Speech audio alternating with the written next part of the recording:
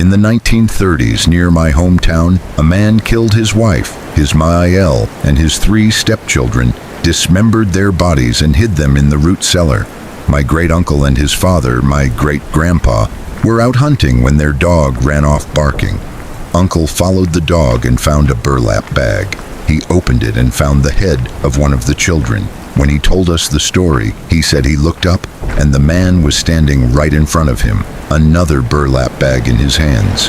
His dad arrived, scared the guy away, and they reported the head to the local cops, who found the rest of the victims and arrested the killer, who was executed, hanged, a couple months later.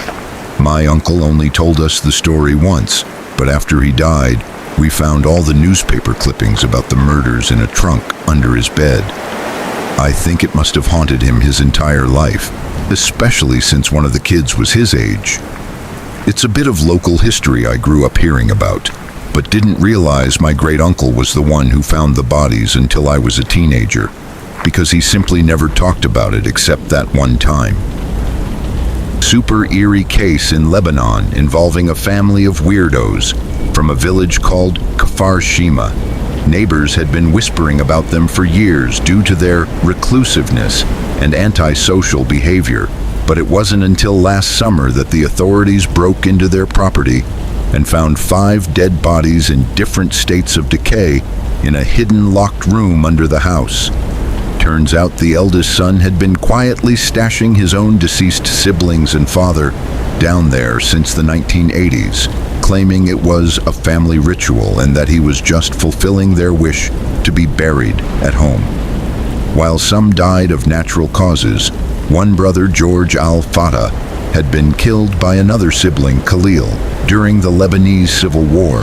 Khalil took his own life in 2000, and a baby girl named Marie died in infancy for reasons that remain unknown, but it's rumored that one of the brothers had killed her out of jealousy.